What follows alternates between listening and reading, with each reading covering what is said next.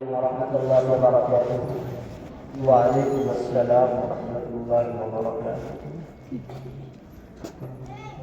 الحمد لله رب العالمين، والصلاة والسلام على سيد الأنبياء والمرسلين محمد وآله وصحبه أجمعين. أما بعد، أعوذ بالله من الشيطان الرجيم. بسم الله الرحمن الرحيم.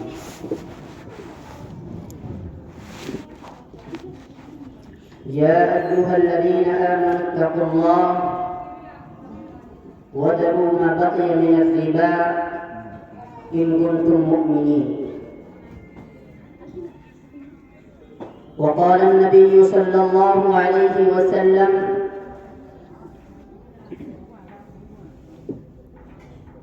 آية المنافق ثلاث: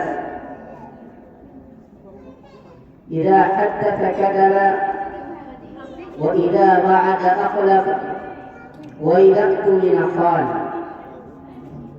أو كما قال عليه الصلاة والسلام. أخرجه البخاري رحمه الله.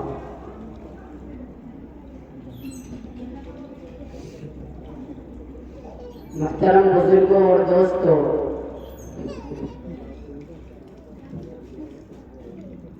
اسٹیج پر جلوہ گر علماء کرام، مہمانان اعظام، شعراء اعظام اور قراء کرام، پس پردہ میری ماں اور بہنوں،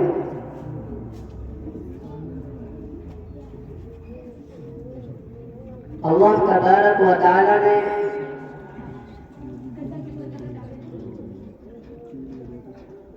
کچھ محبین کے دلوں میں دین کی بات سننے اور سنانے کے لیے انتظام کرنے کا جذبہ پیدا فرمایا۔ یقیناً یہ اللہ تبارک و تعالیٰ کا انتخاب ہے۔ دنیا میں نہ جانے کتنے لوگ زندگی گزار رہے ہیں اور نہ جانے کیسی زندگی گزر رہی ہے۔ کسی کو چور کہا جاتا ہے، کسی کو ظالم کہا جاتا ہے، کسی کو کذاب کہا جاتا ہے، کسی کو فرعون اور شیطان کہا جاتا ہے، کسی کو ابو جہل کہا جاتا ہے، کسی کو زانی کہا جاتا ہے۔ اللہ تبارک و تعالیٰ نے یہ لمحہ فکریہ ہم کو عطا فرمایا۔ ہمیں اس کو انتہائی غنیمت سمجھے، آج تقریر نہیں کرنی ہے بلکہ آج بات کرنی ہے، آپ سے مشورہ کرنا ہے، آپ سے مشورہ لینا ہے، اور آج ہی سے ہمیں یہ عہد کرنا ہے کہ اگلی زندگی کیسی گزارنی ہے۔ انشاءاللہ عہد کرنا ہے نا؟ جو پسے پردہ میری ماں اور بہنیں ہیں وہ بھی غور سے سنیں اور دل میں یہ تہیہ کریں، عہد اور پیمان کریں کہ آج جو کچھ بات ہوگی انشاءاللہ ہم اس پر عمل کریں گے، اور عمل کی اللہ تبارک و تعالیٰ سے توفیق مانگیں گے۔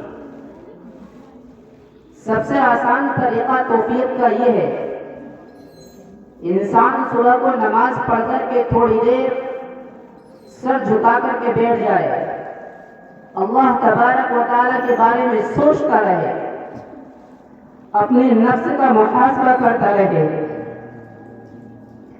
اور اللہ تبارک و تعالیٰ سے دل میں کہے کہ اللہ میرا یہ دن شروع ہو رہا ہے، ہو سکتا ہے کہ یہ میرا آخری دن ہو، اس لیے میں نے پچھلے جتنے بھی گناہ کیے ہیں آج میں معافی مانگتا ہوں، اور آج کے بعد سے، اس وقت کے بعد سے میں تیری فرما برداری میں، تیری اطاعت میں، تیری عبادت میں زندگی گزاروں گا۔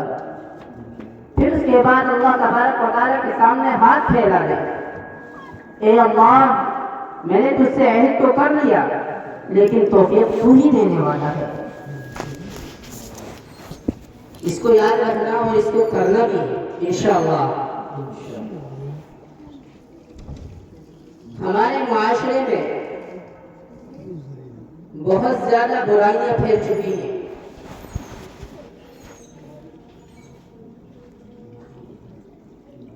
جیسے کہ سود، ربا، قمار، جوا بازی، سٹہ بازی، جھوٹ، بد اخلاقی، بدتمیزی، زنا خوری اور بد نظری اور جیسی بہت ساری برائیاں۔ یہ ایسی چیزیں ہیں جو معاشرے کو تباہ اور برباد کر دیتی ہیں، اور ہر ایک ان میں سے ایسی چیز ہے جس کو مستقل طور پر قیامت کی نشانی بتایا گیا۔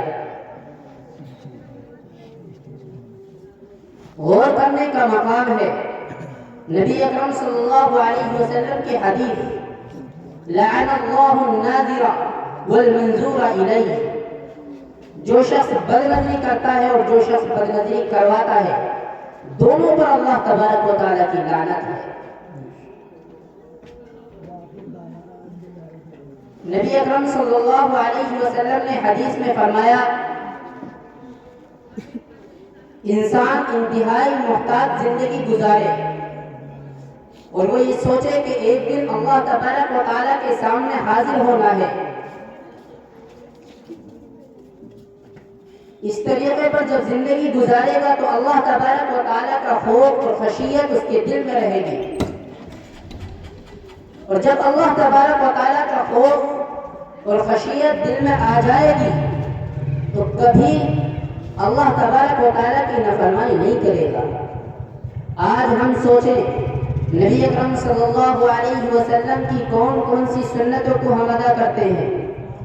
آج ہم سوچیں ہمارا لباس شرعی ہے، آج ہم سوچیں ہمارا چہرہ شرعی ہے، آج ہم سوچیں ہمارے اخلاق ہیں، آج ہم سوچیں ہم جھوٹ بول کر کے کتنی کامیابی حاصل کر چکے ہیں، کتنی ترقی کر چکے ہیں۔ آج ہم سوچیں اللہ تبارک و تعالیٰ نے قرآن کریم میں سود سے منع کیا، ربا سے منع کیا، جوے بازی سے، قمار سے منع کیا، آج ہم اس سے بچے ہوئے ہیں۔ یہ ایک ایسی چیز ہے جو پورے معاشرے کو تباہ و برباد کرنے کے لیے کافی ہے۔ حدیث ہے من نبت لحمہ من السحت فالنار اولی بہ، کہ جس شخص کا جسم حرام کمائی سے پرورش پاتا ہے، حرام مال سے پرورش پاتا ہے تو جہنم کا زیادہ مستحق ہے۔ اللہ اکبر کبیرہ۔ اور اللہ تبارک و تعالیٰ انتہائی غفور رحیم ہے۔ اللہ تبارک و تعالیٰ بڑے بڑے گناہگاروں کو معاف کر دیتا ہے۔ مجھے ایک واقعہ یاد آتا ہے، انتہائی عبرتناک واقعہ ہے جو ہمیں عمل کرنے پر ابھارتا ہے، توبہ کرنے پر ابھارتا ہے۔ واقعہ لکھا ہے حسن بصری رحمہ اللہ، بہت سارے لوگ جانتے ہوں گے حسن بصری رحمہ اللہ، بڑے جلیل القدر تابعی ہیں، ان کا زمانہ ہے۔ ان کے زمانے میں 7 چور تھے، انتہائی ماہر فن چور تھے۔ والی بصرہ، والی بغداد پریشان تھا، ان کو پکڑ نہ سکتا تھا۔ 10 سال یوں ہی گزر گئے اور وہ پورے لوگ کو پریشان کرتے رہے۔ ایک دن حسن بصری رحمہ اللہ رات کی تاریکی میں عبادت کے لیے جاتے ہیں، مسجد نماز پڑھنے کے لیے جاتے ہیں، تو دیکھتے ہیں کہ ایک شخص زمین پر بیٹھا ہوا ہے اور 6 شخص دیوار سے لگ کر کے تلواریں تانے کھڑے ہیں۔ حسن بصری رحمہ اللہ جب پاس پہنچے تو جو شخص نیچے بیٹھا ہوا تھا وہ رونے لگا اور کہنے لگا کہ حضرت آپ کہاں جا رہے ہیں؟ انہوں نے کہا میں مسجد جا رہا ہوں، اللہ تبارک و تعالیٰ کی یاد میں کچھ وقت گزر جائے، اللہ تبارک و تعالیٰ کی اطاعت میں کچھ وقت گزر جائے، کیونکہ کل قیامت کے دن بھی اللہ تبارک و تعالیٰ کے سامنے پیش ہونا ہے۔ وہ شخص انتہا زار و قطار رونے لگا۔ اس سے پوچھا حسن بصری رحمہ اللہ نے کیوں روتے ہو؟ کہنے لگا کہ میں ننگے پیر تھا، میرے پیروں میں چپل نہیں تھے، اور یہ میرے ساتھی ہیں، ہم ایک جگہ سے گزر رہے تھے، وہاں ایک چھوٹا سا انگارہ پڑا ہوا تھا، اس پر میرا پیر رکھا گیا، میری جان نکل گئی، میں توڑ کر رہ گیا، میں یہاں جو بیٹھا ہوں اسی پیر کو لے کے بیٹھا ہوا ہوں، اور میں یہ سوچ رہا ہوں کہ جب یہ دنیا کا انگارہ ایسا ہے تو جہنم کی آگ جس کے اندر لپٹ ہی لپٹ ہے، شعلے ہی شعلے ہیں، تیزی اور شدت ہے، اس کا کیا عالم ہوگا۔ اور کہتا ہے حسن بصری رحمہ اللہ سے، حضرت آپ سے میں عہد و پیمان کرتا ہوں کہ آج ہی سے میں اپنے کام کو چھوڑ دیتا ہوں، میں نے 10 سال تک لوگوں کو پریشان کیا، لوگوں کے مال کو لوٹ کر گھسوٹ کر کھایا، اور والی بصرہ کو پریشان کیا، والی بصرہ ہماری تلاش ہمارے دریافت کرنے میں ناکام رہے، لیکن آج میں یہ چاہتا ہوں کہ اپنے آپ کو والی بصرہ کے سامنے پیش کروں اور کہوں والی بصرہ یہ شخص مجرم شخص آپ کے سامنے حاضر ہے، آپ چاہیں تو آپ اس کو سزا دیں اور اگر چاہیں تو معاف کر دیں۔ اپنے ساتھیوں سے مشورہ کرتا ہے، وہ شخص رئیس تھا، ان کا کمانڈر جنرل قائد تھا، جو 6 ساتھی کھڑے ہوئے تھے ان سے کہتا بھائی تمہاری کیا رائے ہے؟ وہ کہنے لگے جب ہمارے قائد کی رائے یہ ہے کہ والی بصرہ کے سامنے جا کر کے معافی مانگے، اپنے آپ کو پیش کر دے، تو ہماری بھی یہی رائے ہے۔ کہنے لگا وہ شخص کہ آئیے سب کے سب چلتے ہیں اور فجر کی نماز والی بصرہ کے پیچھے پڑھیں گے جامع مسجد میں۔ سب کے سب چلے، نماز پڑھی گئی، نماز کے بعد وہ شخص کھڑا ہوا اور کہنے لگا کہ جن 7 چوروں کے بارے میں افواہ اڑی ہوئی ہے، لوگ پریشان ہیں، ان کے مالوں کو ختم کر دیا گیا، جان محفوظ نہیں رہی، والی بصرہ بھی پریشان ہے، آج وہ 7 چور تمہارے سامنے حاضر ہیں۔ والی بصرہ سے کہتا ہے وہ شخص، والی بصرہ ہم اللہ تبارک و تعالیٰ سے معافی مانگتے ہیں اور اپنے آپ کو آپ کے حوالے کرتے ہیں، اب آپ اگر چاہیں تو ہمیں سزا دیں اور اگر چاہیں تو بری کر دیں۔ والی بصرہ کہتے جب اللہ تبارک و تعالیٰ سے تم نے معافی مانگی تو میں کون ہوتا ہوں سزا دینے والا؟ وہ 7 شخص اسی وقت کھڑے ہوئے اور کہنے لگے والی بصرہ سے، اے حاکم، اے جنرل، اے قائد، طرسوس کے مسلمانوں پر عیسائیوں نے حملہ کرنے کو بول دیا ہے، عیسائیوں کا حملہ 10,000 کا لشکر آ چکا ہے، طرسوس کے مسلمان پریشان ہیں، کمزور ہیں، ہمیں کچھ پیسے دیجئے، ہمیں کچھ ہتھیار دیجئے، ہمیں گھوڑا اور سواری دیجئے، ہم ان کے سامنے جا کر کے سپہ سالار بن کر کے جائیں گے اور ان کو ہزیمت اور شکست کا مزہ چکھائیں گے۔ والی بصرہ نے فوراً ان کا سامان تیار کیا، ان کو گھوڑے دیے، وہ طرسوس پہنچے، ادھر مسلمان بھی نکل کھڑے ہوئے تھے، ادھر سے عیسائیوں کا لشکر ان مسلمانوں سے ٹکرانے والا تھا۔ یہ وہ رئیس شخص، یہ جنرل شخص کہتا ہے کہ جب ہم چور تھے تو ہم نے کسی کے ساتھ رہ کر کے زندگی نہیں گزاری، ہم نے الگ تھلگ پورے والی بصرہ کو لے کر کے تمام لوگوں کو پریشان کر کے رکھ دیا، لیکن ہمیں کوئی دریافت نہ کر سکا تھا۔ آج بھی ہم الگ ہو کر کے لڑیں گے، اللہ تبارک و تعالیٰ کے لیے لڑیں گے۔ اگر ہم شکست کھا جاتے ہیں، ہم یہاں پر قربان ہو جاتے ہیں تو اللہ تبارک و تعالیٰ سے ملاقات ہو جائے گی، اور اگر ہم شکست دے دیتے ہیں تو اسلام کی بلندی ہے، کلمے کی بلندی ہے، اللہ تبارک و تعالیٰ کے نام کی بلندی ہے۔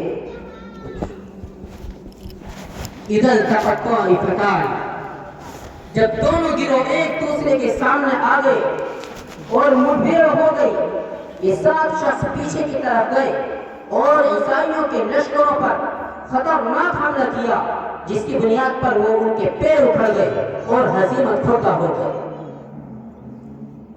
وہ عیسائی لوگ اپنے حاکم کے پاس پہنچے اور کہنے لگے ہم ہار چکے ہیں. تو عیسائی نے کہا کہ مسلمانوں سے تم ہار کر آ رہے ہو؟ ترسوس کے مسلمان، مٹھی پر مسلمان، تم ان کو پیس کر کے مسالہ بنا سکتے تھے، ان کو چورا چورا کر سکتے تھے. جاؤ 20,000 کا لشکر لے کر جاؤ، ان کو ختم کر کے آؤ، ان کو فن کے گھاٹ اتار کر آؤ. پھر وہ شخص آئے، 20,000 کا لشکر ہے. ادھر پھر انہوں نے وہی مشورہ کیا، ہمیں الگ تھلگ ہو کر کے لڑنا ہے، اللہ تبارک و تعالیٰ کے لیے لڑنا ہے. اگر ہم قربان ہو گئے، شہید ہو گئے تو اللہ تبارک و تعالیٰ سے ملاقات ہوگی، اور اگر ہم نے شکست دے دی، ہزیمت دے دی، تو ہم اللہ تبارک و تعالیٰ کے نام کو بلند کرنے والے کہلائیں گے، اسلام کو بلند کرنے والے کہلائیں گے، اسلام کا پرچم اونچا کرنے والے کہلائیں گے. پھر جب دونوں مٹھبھیڑ ہوئی، مسلمان ایک طرف، عیسائی ایک طرف، یہ شخص پیچھے سے پھر سے آ کر کے ان پر حملہ کرتے ہیں. پھر سے وہ بھاگ کھڑے ہوتے ہیں اور روتے ہوئے اپنے حاکم کے پاس پہنچتے ہیں اور کہتے ہیں پھر سے ہم شکست خوردہ ہو گئے. ایک ماہر فن کو، جنگی ماہر کو، جنرل کو، کوہنہ مشق کو، تجربے کار کو وہاں کے حاکم نے مشخص کیا، متعین کیا اور کہا 30,000 کا لشکر بھیجتا ہوں، مٹھی بھر مسلمان ہیں، اگر تم ہزیمت ہوتا آئے تو یہاں مت آنا، وہی قتل ہو جانا، وہی ختم ہو جانا. لیکن یہ تجربے کار شخص تھا جنرل، اس نے 30,000 لشکر کو لے کر کے وہاں سے نکلا اور 10,000 کا لشکر اس نے پہاڑی کے پیچھے چھپا دیا، 20,000 کا لشکر مسلمانوں کے سامنے کر دیا. اور یہ شخص 7 افراد پہلے والے مشورے کے ساتھ اسی طرح پیچھے سے حملہ کرنے کے لیے تیار ہو گئے. جب مسلمان اور عیسائی ایک دوسرے سے مل گئے تو یہ پھر شخص ساتھ ہو ان کے پیچھے سے آئے، ان پر حملہ ہوتا ہو گئے. لیکن وہ 10,000 کا لشکر جو پیچھے چھپا ہوا تھا، انہوں نے پیچھے سے آ کر کے ان کو پکڑ لیا اور قید بنا کر کے واپس سے چلے گئے اور حاکم کے سامنے سجدہ ہو گئے اور کہنے لگے ہم ان مجرموں کو لے کر آ چکے ہیں، قید بنا کر لے کر آئے ہیں، جنہوں نے تمہارے لشکر کو شکست دی تھی، تمہارے لشکر کو دنیا کے سامنے نچلا بنا کر کے دکھایا تھا، آج وہ تمہارے سامنے ہے. اور سجدہ ہو کر کے کھڑا ہوا اور حاکم نے ان سے مشورہ کیا کہ ان کا کیا کرنا ہے. کسی نے کہا کہ گردن اتار دی جائے، کسی نے کہا کہ ان کے پیٹ کو چیر کر پھاڑ دیا جائے، کسی نے کہا کہ ان کو پھانسی دی جائے. لیکن وہ تجربے کار کوہنہ مشق جنرل کہتا ہے کہ ان کو کچھ نہیں کیا جائے. یہاں سے عبرت خیز واقعہ، یہ چور ہے، کہاں تک پہنچے غور سے سننا. اس جنرل نے کہا کہ ان کے سامنے عیسائیت پیش کی جائے اور طرح طرح کا ان کو دھوکہ دیا جائے، ان کے سامنے حسن اور مال کو پیش کیا جائے، ان کے سامنے بادشاہت کو، اقتدار کو، منصب کو پیش کیا جائے. جب ان کے سامنے اتنی چیزیں پیش کی جائیں گی تو یقینی طور پر یہ اپنے اسلام کو چھوڑ دیں گے اور پھر ہم ان سے عیسائیت کے پرچم کو بلند کرنے کا کام لیں گے. جب یہ اسلام کے اندر رہ کر کے اتنا بلند کام کر سکتے ہیں، 7 آدمی ہیں، 20,000 کے لشکر کو شکست دے سکتے ہیں، تو ہمارے عیسائیت میں رہ کر کے کتنا بڑا کام کریں گے. جبکہ ان کے پاس ہتھیار بھی ہوں گے، طاقت بھی ہوگی، افراد بھی ہوں گے، مشورے بھی ہوں گے، عقلیں بھی ہوں گی. بادشاہ نے کہا بالکل ٹھیک ہے.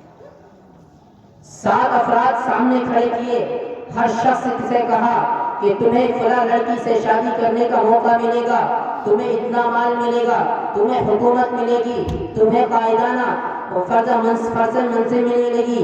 ہر شخص نے کہا کہ وے ظالم، ہم اللہ تبارک و تعالیٰ کے نام کا کلمہ پڑھ چکے ہیں، ہمارے سامنے دنیا کو تو پیش کر دے، ایسا نہیں ہو سکتا کہ ہم اسلام کو چھوڑ دیں اور تیری عیسائیت کو قبول کر لیں.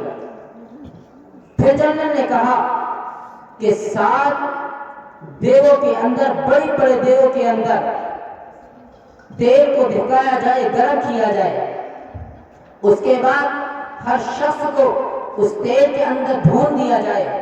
ہو سکتا ہے بعد والے دیکھ کر کے وہ اپنے اسلام کو چھوڑ دے. ایسے ہی کیا گیا. ایک شخص کو اٹھایا، اونٹے منہ کی طرف سے اس دیگ کے اندر اس شخص کو پیٹ تک ڈالا گیا، وہ شخص بھنور کر رہ گیا. تتر کر رہ گیا اور لا کر کے ان کے سامنے پیش کیا اور کہا کہ ہر ایک کا حال ایسے ہی ہونے والا ہے، اسلام کو چھوڑو۔ ہر شخص نے کہا ہم اس کو قبول کر سکتے ہیں، ہم بھول سکتے ہیں، تیل میں تل سکتے ہیں، لیکن اسلام کو نہیں چھوڑ سکتے۔ دوسرے شخص کو اٹھایا گیا، اس کی نگاہ اوپر اٹھی تو اس نے دیکھا کہ 7 لڑکیاں انتہائی خوبصورت اوپر بیٹھی ہوئی ہیں۔ وہ شخص اپنے دل میں کہتا ہے کہ کمبختوں نے ابھی ایسی لڑکیوں کو سامنے اٹھا رکھا ہے تاکہ میں ان کے دھوکے میں آ کر، ان کے فریب اور جال میں آ کر کے بہت جاؤں اور ضلالت و گمراہی کی زندگی اختیار کرنے لگوں۔ نبی اکرم صلی اللہ علیہ وسلم کا ارشاد ہے وَاتَّقُوا الدُّنْيَا وَاتَّقُوا النِّسَاءَ، 2 چیزوں سے ڈرنا، دنیا سے ڈرنا اور عورتوں سے ڈرنا۔ دنیا کا جال بھی ایسے ہی ہے اور عورتوں کا جال بھی ایسے ہی ہے۔ النساء حبائل الشیطان، دوسری جگہ پر نبی اکرم صلی اللہ علیہ وسلم نے ارشاد فرمایا کہ عورتیں شیطان کے جال ہیں۔ نبی اکرم صلی اللہ علیہ وسلم کے ارشاد ہے فَإِنَّ أَوَّلُ فِتْنَةٍ كَانَتْ فِي بَنِي إِسرَائِيلَ كَانَتْ فِي النِّسَاءِ، بنی اسرائیل کے اندر سب سے بڑا، سب سے پہلا فتنہ یہی عورتیں تھیں۔ تو اس شخص نے کہا کہ آج بھی ظالم نے، اب بھی ظالم نے میرے سامنے ان عورتوں کو کیا ہے، شاید کہ میں ان کے حسن میں آ کر کے، ان کے لالچ میں آ کر کے بہک جاؤں۔ وہ شخص سمجھ رہا تھا کہ دنیا کی عورتیں ہیں، لیکن وہ دنیا کی عورتیں نہیں تھی، وہ جنت سے آئی ہوئی عورتیں تھی۔ اس شخص نے دیکھا کہ جب ایک شخص کو تیل کے اندر بھنور دیا گیا، تل دیا گیا، تو ایک عورت وہاں سے اڑی اور اس شخص کی روح کو لے کر کے آسمان کی طرف چلی۔ ایسے ہی دوسرے شخص کو جب تیل میں ڈالا گیا، دوسری عورت اڑی اور اس کی روح کو آسمان پر جا کر پہنچی۔ ایسے ہی 6 لوگ بھنورتے چلے گئے، تترتے چلے گئے اور وہ عورتیں ان کی روح کو آسمان پر نجات دی گئی۔ آخری شخص جو کہ جنرل تھا، ان کا رئیس تھا، قائد تھا، اس شخص کے بارے میں اس جنرل نے کہا کہ اس کو مجھے دے دو، میں اس کو اپنے گھر لے جاؤں گا، میری ایک لڑکی انتہائی خوبصورت ہے، میں اس کے جال میں اس کو پھنساؤں گا، ہو سکتا ہے اسلام کو چھوڑ کر عیسائیت کو قبول کر لے۔ یہ ایماندار انسان ہے، عقل مند انسان ہے، ایک شخص ہمارے لیے کافی ہے۔ بادشاہ نے کہا کہ ٹھیک ہے، تم اس کو اپنے ساتھ لے جاؤ۔ وہ شخص کہنے لگا کہ میں تیرے ساتھ اس وقت جاؤں گا جب میری تو 2 شرطوں کو قبول کر لے۔ نمبر 1، میں تیرے گھر پہ جا کر کے مسجد بناؤں گا۔ نمبر 2، میں آزادی کے ساتھ اللہ تبارک و تعالیٰ کی اس مسجد میں عبادت کر رہوں گا۔ اس شخص نے کہا کہ مجھے قبول ہے، آپ چلیے۔ اور یہ شخص جب گھر لے کر گیا تو اس رئیس نے، جو چور تھا، اب وہ شہیدوں کا رئیس ہے، جو شہید ہو چکے ان کا رئیس ہے، اس شخص نے جاتے ہی مسجد تعمیر کرنے شروع کر دی اور اس نے اپنی حسن والی لڑکی کو اس کے سامنے پیش کیا اور کہا کہ آپ کو اس شخص کی، اس مرد کی خدمت کرنی ہے اور یہ جو کہے اس کے لیے تیار ہو جانا ہے، شاید کہ اسلام کو چھوڑ کر کے عیسائیت قبول کر لے۔ یہ شخص اپنی مسجد کو تعمیر کر کے مسجد میں عبادت کرتا رہا۔ ایک دن اس لڑکی نے کہا کہ تو شخص پتھر ہے، تو فرشتہ ہے، تیرے اندر انسانیت نہیں ہے، تیرے اندر شہوت نہیں ہے، تیرے اندر شہوت حیوانیہ نہیں ہے۔ یہ شخص کہنے لگا یہ پلید تو دور ہو جا، میں اللہ تبارک و تعالیٰ کا ماننے والا ہوں، میں اسلام کا ماننے والا ہوں، میں اللہ تبارک و تعالیٰ کی اطاعت کرتا ہوں، میں اللہ تبارک و تعالیٰ کی عبادت کرتا ہوں، میں نبی اکرم صلی اللہ علیہ وسلم کی تعلیمات کے مطابق زندگی گزارتا ہوں، میں تجھے دیکھنے بھی نہیں چاہتا، تو دور ہو جا، میں اسلام کو چھوڑ کر کے عیسائیت کو قبول کر سکتا ہوں۔ ایسا نہیں ہو سکتا، یہ تو ہو ہی نہیں سکتا۔ لیکن یہ لڑکی اس شخص کے کردار کو دیکھ کر، اس کے حوصلے اور عزم کو دیکھ کر اس کے عشق میں مبتلا ہو چکی تھی، اپنے آپ کو کھو چکی تھی، اور یہ لڑکی اب اس مرد کے چکر میں اپنی زندگی گزارنے لگی تھی، اس کی سانسیں اس شخص کے لیے ہونے لگی تھی۔ کہنے لگی کہ آپ مجھے مسلمان بنا دیں۔ الحمدللہ وہ لڑکی رئیس سے کہتی ہے آپ مجھے مسلمان بنا دیں اور اس کے بعد آپ مجھ سے نکاح کر لیں، آپ کے بغیر میں نہیں رہ سکتی۔ یہ کیوں ہوا؟ اس نے اپنے عزم کا، حوصلہ کا، اخلاق کا، اطاعت کا، عبادت کا مظاہرہ کیا، تو ایسی لڑکی جو کہ اسلام کے چھوڑنے کا سبب بننے والی تھی خود اسلام کے اندر آنے لگی۔ اس شخص نے کہا کہ یہ عیسائیوں کا ملک ہے، ہر انسان یہاں عیسائی ہے، اگر لوگوں کو پتہ چلا تو ختم کر دیا جائے گا، میں کیسے تجھ سے نکاح کر سکتا ہوں اور کیسے تجھے مسلمان بنا سکتا ہوں۔ اس نے کہا کہ کچھ دن بعد ابھی ہمارا 7 دن کا میلہ آنے والا ہے، سارے کے سارے لوگ اس میلے میں شریک ہوتے ہیں، میں 2 دن پہلے بیمار بن جاؤں گی اور یہ سارے کے سارے لوگ وہاں چلے جائیں گے تو ہم یہاں سے بھاگ نکلیں گے۔ اس نے کہا ٹھیک ہے۔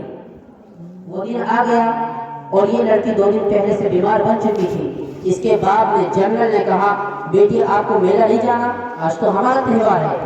یہ لڑکی کہنے لگی مجھے بیماری ہے، میں آپ کے ساتھ نہیں جا سکتی، آپ ایسا کریں 2 گھوڑے اور کچھ ہتھیار چھوڑ کر چلے جائیں، ہو سکتا ہے کہ میری طبیعت میں بشاشت آ جائے اور یہ شخص عیسائیت کو چھوڑ دے، وہ اسلام کو چھوڑ دے عیسائیت کو قبول کر لے، تو اس شخص کو لے کر کے میلے میں حاضر ہو جاؤں گا۔ اس شخص نے 2 گھوڑے اور ہتھیار کو چھوڑا اور سارے کے سارے چلے گئے۔ جب یہ یقین ہو گیا کہ ہر شخص اپنے میں مگن ہے، تہوار منایا جا رہا ہے، جشن منایا جا رہا ہے، تو وہ لڑکی کہتی ہے کہ چلو یہاں سے ہم نکلتے ہیں۔ لڑکی نے مردانہ لباس پہنا اور مسلح ہو گئی، ہتھیار بند ہو گئی اور گھوڑے پر سوار ہوئی۔ اسی طریقے پر یہ رئیس شخص گھوڑے پر سوار ہوا اور وہاں سے نکلے۔ ابھی 2 میل جو گئے تھے، یعنی کہ انہیں ترسوس جانا تھا، ترسوس وہاں سے 30 میل پر تھا، ابھی 2 میل کا سفر ہوا تھا، 1.5 دن گزر چکا تھا۔ انہوں نے دیکھا کہ سامنے گھوڑے کی دھول سن آ رہی ہے اور 6 شخص گھوڑ سوار انتہائی تیزی کے ساتھ ہماری طرف لپک رہے ہیں۔ لڑکی کو ڈر محسوس ہوا، کہنے لگا کہ آپ کی نگاہ تیز ہے، آپ دیکھ لیں ذرا سامنے کون ہے۔ اس نے جو غور سے دیکھا تو اس کے وہ 6 ساتھی تھے جو شہید ہو چکے تھے۔ وہ دیکھ کر کے ہکا بکا رہ گیا اور کہنے لگا کہ آپ یہاں کیسے؟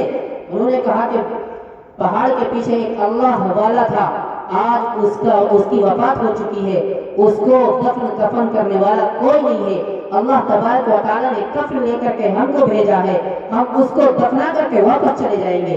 یہ شخص رو کر کے کہتا ہے کہ میں تمہارا رئیس تھا، میں نے اللہ تبارک و تعالیٰ سے شہادت مانگی تھی اور تم نے میری بات پر لبیک کہا تھا، اللہ تبارک و تعالیٰ نے تمہیں شہادت کا منصب عطا کیا، لیکن مجھے شہادت کا منصب نہیں ملا، لیکن اللہ تبارک و تعالیٰ نے اس لڑکی کو اسلام کے لیے قبول فرما لیا اور ہم تو رسول جانے والے ہیں، انتہائی دور ہے یہ راستہ، ہمارے لیے دعا کر دیں۔ وہ 6 شخص کہتے ہیں کہ اللہ تبارک و تعالیٰ نے ہمیں ایک دعا سکھائی ہے، وہ دعا پڑھنے انشاءاللہ آپ بے فکر انتہائی آسانی کے ساتھ بلا خوف و تردد آپ کا رسول پہنچ جائیں گے۔ دعا کیا تھی؟ دعا تھی یا صمد لا یظلم، اے بے نیاز جو کسی پر ظلم نہیں کرتا، یا قیوم لا ینام، اے طاقتور جو کبھی نہیں سوتا، یا ملک لا یرام، یا عزیز لا یرام، یا جبار لا یظلم، یا محتجم لا یرا، یا سمیع لا یشق، یا عمادل لا یزول، یا عادل لا یجور، یا دائما لا یزول، یا حلیم لا ینہو، یا قدوم لا یفتر، یا غنی لا یفتقر، یا منیعا لا یغلب، یا شدیدا لا یضعف، یا صادقا لا یخلف، یا باسط الیدین بالجود، یا من هو في ملكه محمود، یا علی المکان، یا رفیع الشان، یا لا الہ الا انت، یا لا الہ الا انت۔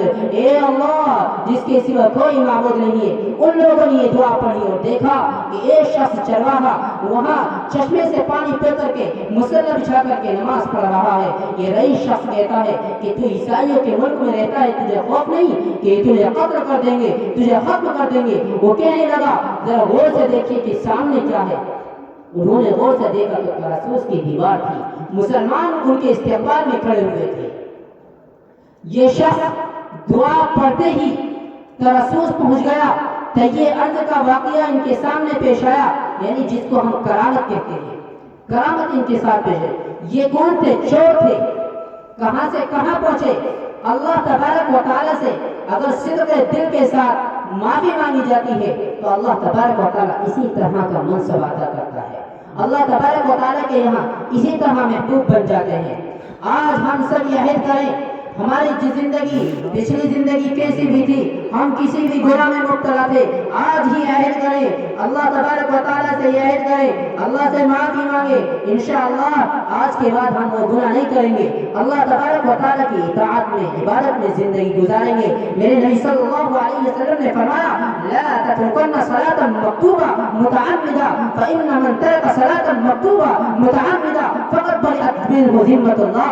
کہ اے میری امت تم فرض نماز مت چھوڑنا.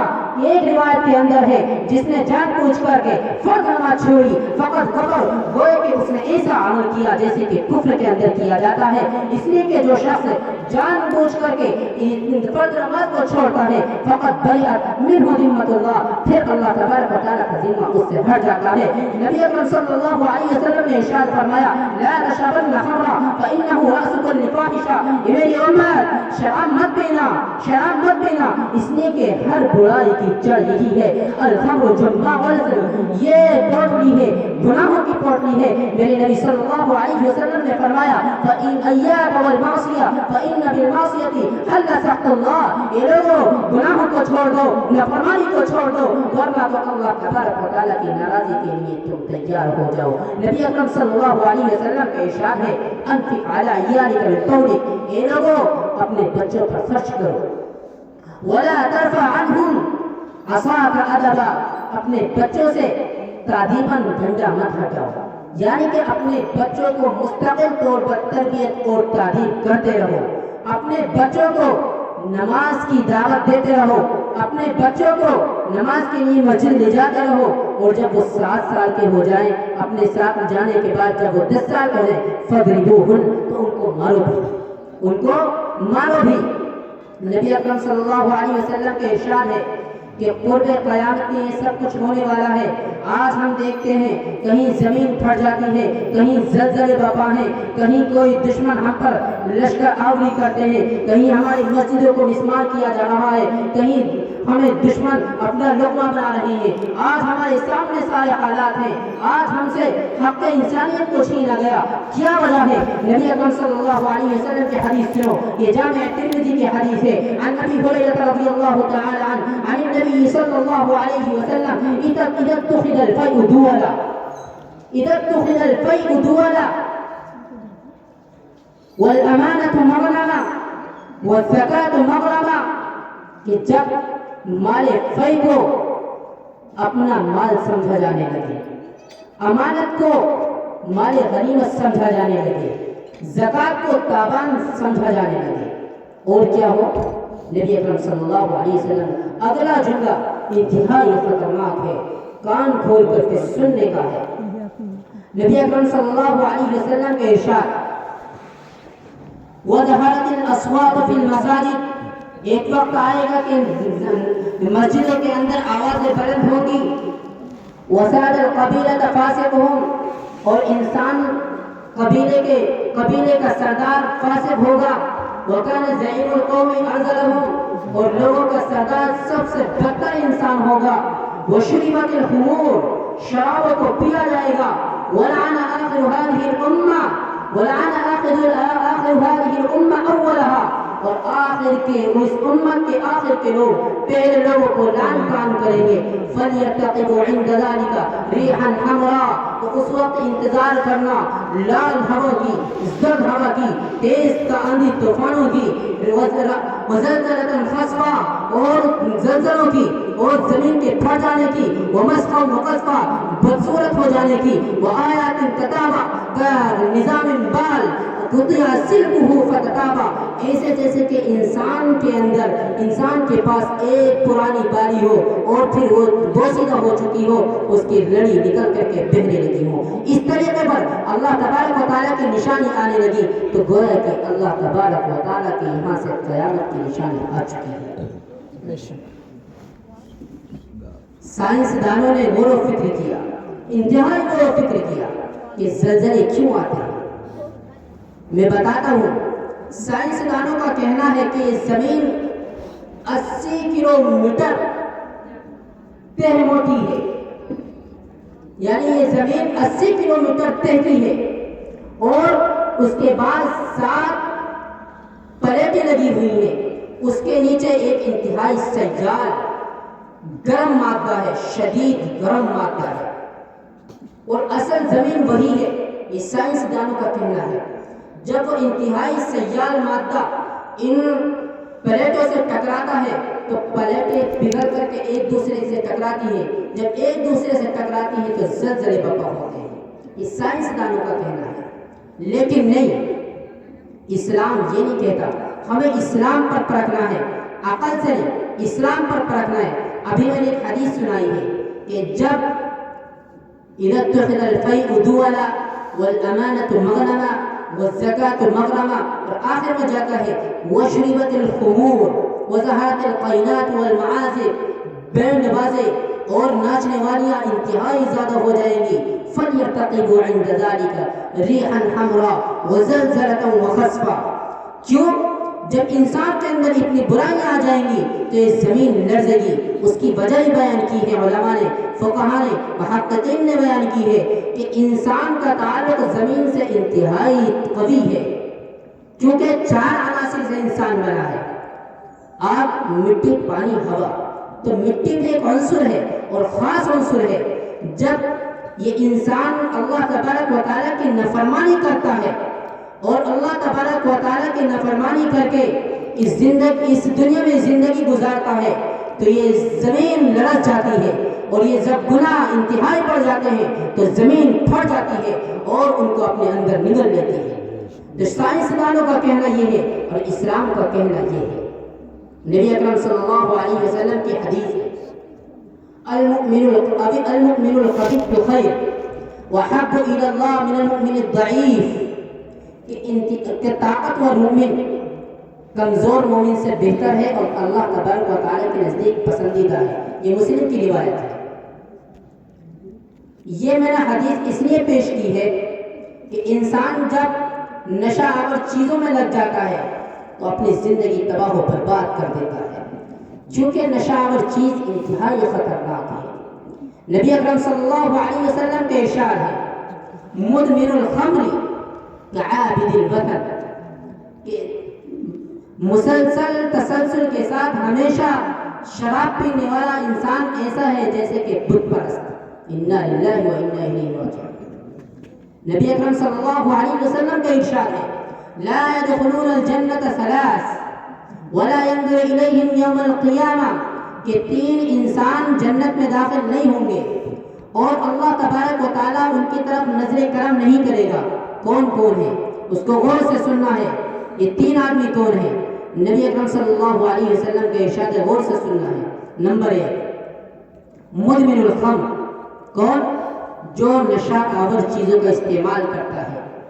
نمبر 2، الدیوث، دیوث کے بارے میں صحابہ کرام رضوان اللہ تعالی علیہم اجمعین نے نبی اکرم صلی اللہ علیہ وسلم سے سوال کیا، قالوا یا رسول اللہ اما مدمن الخمر فقد عرفنا، مدمن الخمر ہم اس کو جانتے ہیں، فما دیوث یا رسول اللہ، دیوث کون ہے؟ نبی اکرم صلی اللہ علیہ وسلم نے ارشاد فرمایا، الذی لم یبالی من دخل علی اہلہ۔ کون ہے؟ غور سے سنیے، کون ہے دیوث؟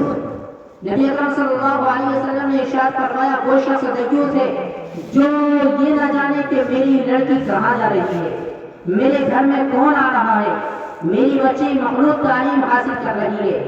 کون؟ جو یہ نہ جانے میرے گھر میں کیا کیا ہو رہا ہے، میری لڑکی کیا دیکھتی ہے، کیا سیکھتی ہے۔ وَتُعَلِّمَ لِغَيْرِ الدِّينِ، نبی اکرم صلی اللہ علیہ وسلم کا ارشاد ہے کہ دین کو، اللہ تبارک و تعالیٰ کے دین کو چھوڑ کر کے دوسرے کے دین کو سیکھا جانے لگے، علم حاصل کیا جانے لگے، شہرت کے لیے، عزت کے لیے، کرامت کے لیے، حرمت کے لیے، اقتدار کے لیے، حکومت کے لیے، دست کے لیے، جاہ و جلال کے لیے، لیکن اللہ کے دین کے لیے۔ نبی اکرم صلی اللہ علیہ وسلم کا ارشاد فرمایا، نبی اکرم صلی اللہ علیہ وسلم کا ارشاد ہے، لا يدخلون الجنة ثلاث، العاق بوالديه، انسان جو اپنے والدین کا نافرمان ہے کبھی جنت میں داخل نہیں ہو سکتا، مدمن الخمر کبھی جنت میں داخل نہیں ہو سکتا، دیوث کبھی جنت میں داخل نہیں ہو سکتا۔ یہ ہمیں اللہ کے نبی صلی اللہ علیہ وسلم نے تعلیم دی ہے کہ ہم اپنے معاشرے کو کیسا بنائیں۔ معاشرے کو اللہ تبارک و تعالیٰ نے جو تشکیل دینے کی ذمہ داری دی ہے وہ عورتوں پر دی ہے، کیونکہ سارے تعلقات عورتوں سے ہیں۔ اسی کے بارے میں نبی اکرم صلی اللہ علیہ وسلم نے فرمایا الذی لم یبالی من دخل علی اہلی فهو الدیوث، جو شخص اپنے گھر والوں کی پرواہ نہ کرے، اپنی اولاد کی پرواہ نہ کرے، اپنی بیٹیوں کی، اپنی عورتوں کی پرواہ نہ کرے، وہ دیوث ہے، کبھی جنت میں داخل نہیں ہو سکتا۔ نبی اکرم صلی اللہ علیہ وسلم ایک مرتبہ بیٹھے ہوئے تھے، اما عائشہ صدیقہ رضی اللہ تعالی عنہا نے پوچھا کہ یوم احد سے زیادہ سختی کبھی آپ کے سامنے پیش آئی ہے؟ نبی اکرم صلی اللہ علیہ وسلم نے ارشاد فرمایا نعم، جی ہاں، اذ عرضت على ابن عبد يالين ابن كلاب على وزن غراب، کہ ہاں میرے اوپر ایک وقت ایسا آیا ہے کہ جنگ احد میں بھی اتنی پریشانی نہیں ہوئی مجھے جتنی پریشانی اس وقت ہوئی جب میں نے طائف میں جا کر کے ابن عبد یالین ابن کلال کے سامنے اسلام کو پیش کیا تھا، اپنے آپ کو پیش کیا تھا۔ محشی بخاری احمد علی سہارنپوری رحمہ اللہ نے لکھا ہے ایبا اور نصر یہ دو نام ہیں، انہوں نے نبی اکرم صلی اللہ علیہ وسلم کو اتنے پتھر مارے، رموه بالحجارہ وادموه رجليه، اتنے پتھر مارے نبی اکرم صلی اللہ علیہ وسلم کے پیر خون میں لت پت ہو چکے تھے۔ اس وقت نبی اکرم صلی اللہ علیہ وسلم کو انتہائی پریشانی ہوئی تھی، کس کے خاطر؟ امت کے خاطر، امت کو بنانے کے لیے، اپنے فائدے کے لیے، امت کو بنانے کے لیے، عذاب علیم سے بچانے کے لیے، جہنم کے عذاب سے بچانے کے لیے۔ آج ہمارے پاس یہ لمحہ فکریہ ہے، غور کریں اور اللہ تبارک و تعالیٰ سے معافی مانگیں۔ اے اللہ، ہم نے جو زندگی گزاری ہے آج ہم سے زبان میں آپ کی معافی مانگتے ہیں، اس کے بعد انشاءاللہ ابھی ہم ایسی زندگی نہیں گزاریں گے، بدل نہیں کریں گے۔ نبی اکرم صلی اللہ علیہ وسلم کا ارشاد ہے لا قال علی قال رسول اللہ صلی اللہ علیہ وسلم ٹائم دینا چاہیے، ٹائم دینا فرمایا تھا لا تتابع النظرة النظرة فإن لك الأولى وليست لك الآخرة۔ نبی اکرم صلی اللہ علیہ وسلم نے فرمایا اے علی، ایک نگاہ کے بعد دوسری نگاہ کسی اور مت ڈالنا۔ اسی طریقے پر عورت کے لیے بھی حکم ہے اے عورت کہ ایک نگاہ کے بعد کسی مرد پر دوسری نگاہ مت ڈالنا، اس لیے کہ پہلی نگاہ وہ تیری ہے لیکن دوسری نگاہ وہ شیطان کی ہے، وہ تیری نہیں ہے۔ وَلَيْسَتْ لَكَ الْآخِرَةُ قال ابو بکر الجصاص رحمہ اللہ، احکام القرآن میں ابو بکر جصاص رحمہ اللہ نے کہا اراد النبی صلی اللہ علیہ وسلم بقوله لك الأولى إذا لم تكن عن قصد فإذا كانت عن قصد فهي والثانية السواء۔ یہ نبی اکرم صلی اللہ علیہ وسلم کا جو ارشاد ہے کہ پہلی جو نگاہ پڑ گئی ہے وہ تیری ہے اور جو دوسری نگاہ پڑی ہے وہ شیطان کی ہے۔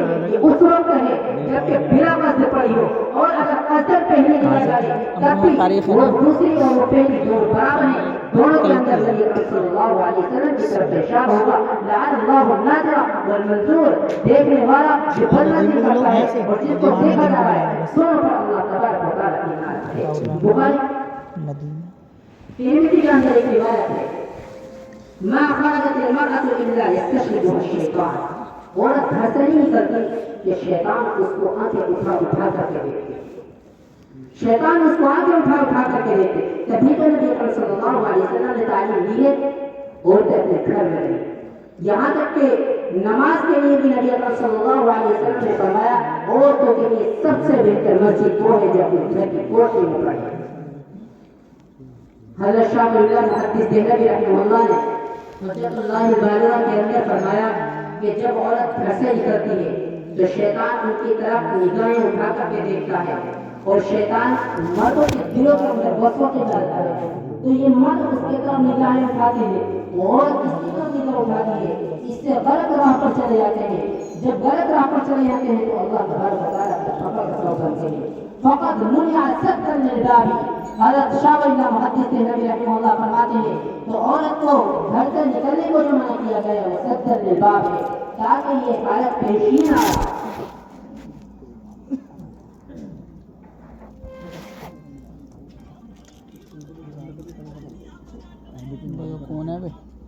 اب جو یہ سب کچھ باتیں آئی ہیں میں ان کے اختصار پیش کرتا ہوں۔ اور آج عہد و پیمان کرتے ہیں. سب سے پہلے میں اپنے آپ سے کہوں گا، اس کے بعد آپ بھی اس میں شریک ہو جائیں.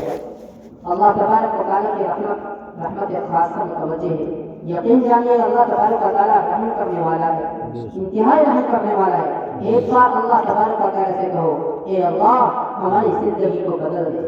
کہیے، اے اللہ ہماری زندگی کو بدل دے. اللہ ہماری زندگی ہم نے اس کے اندر جو بیان میں ساری بات آئی ہے اس کے اختصار پیش کرنے کی میں کوشش کروں گا. سب سے پہلے ربا کو چھوڑیں. انما الخمر والمیسر والانصاب والازلام رجس من عمل الشیطان. شراب جو منشیات ہمارے نوجوانوں میں انتہائی تیزی کے ساتھ درائی، ہر نوجوان نشے کی طرف بھاگ رہا ہے، یہ شیطان کا عمل ہے. قمار بازی، جوگے بازی، سٹا بازی، حلال کمائی کی طرف آئیے. میں نے ایک حدیث پڑھ کر سنائی تھی، من نبت لحمه من السحت فالنار اولی بہ، کہ جس شخص کی پرورش حرام مال سے ہوتی ہے تو اس جسم کی سب سے زیادہ مستحق وہ جہنم کی آگ ہے. لہذا شراب کو بھی چھوڑنا ہے، قمار کو چھوڑنا ہے. انما الخمر والمیسر والانصاب، جوے بازی کے اندر انصاب بھی آتا ہے. نبی اکرم صلی اللہ علیہ وسلم نے ربا سے منع کیا ہے. لعن اللہ آکل الربا وموکلہ وشاہدہ وکاتبہ. نبی اکرم صلی اللہ علیہ وسلم نے فرمایا کہ اللہ تبارک و تعالی سود کھانے والے پر لعنت فرماتا ہے، سود کھلانے والے پر لعنت فرماتا ہے، سود کی گواہی دینے والے پر لعنت فرماتا ہے، سود کو لکھنے والے پر لعنت فرماتا ہے. سود کو بھی ترک کرنا ہے، بدنظری کو ترک کرنا ہے. میں ایک حدیث اور سنا دیتا ہوں. میں نے بدتمیزی کی اور بد اخلاقی کی بات کی تھی. نبی اکرم صلی اللہ علیہ وسلم نے ارشاد فرمایا، ان احبکم الی واقربکم منی محاسنکم اخلاقا. سب سے زیادہ قریب، سب سے زیادہ پسندیدہ وہ شخص ہے، سب سے زیادہ قریب میرے وہ شخص ہے جو تم میں سب سے زیادہ بلند اخلاق والا ہو، سب سے اچھے اخلاق والا ہو. نبی اکرم صلی اللہ علیہ وسلم کے ارشاد ہے، انما بعثت لاتمم مکارم الاخلاق، مجھے اخلاق کو مکمل کرنے کے لیے بھیجا گیا ہے. نبی اکرم صلی اللہ علیہ وسلم کا دوسرا اگلا جملہ، وَإِنَّ أَبْغَضَكُمْ إِلَيَّ وَأَبْعَدَكُمْ مِنِّي مَخَابِكُمْ مَشَانِعُكُمْ أَخْلَاقًا. جس کے بدترین اخلاق ہوں وہ مجھ سے سب سے زیادہ دور ہے اور میں سب سے زیادہ بغض رکھنے والا ہوں. اچھا، مسلم اخلاق کی تعریف عبداللہ بن مبارک ترمذی کے اندر روایت ہے، عن عبداللہ بن مبارک وصف حسن الخلق هو بسط الوجه وبذل المعروف والكف عن عداء. وعن احمد بن حنبل رحمه الله، لا تغضب ولا تحقد. وعنه ايضا تتحمل ما يكون من الناس. کبھی کسی سے بغض نہ رکھنا، کسی پر غصہ نہ ہونا، اور جو لوگوں کی باتیں تمہارے سامنے پیش آتی ہے اس کا تحمل کرنا، یہ حسن اخلاق ہے.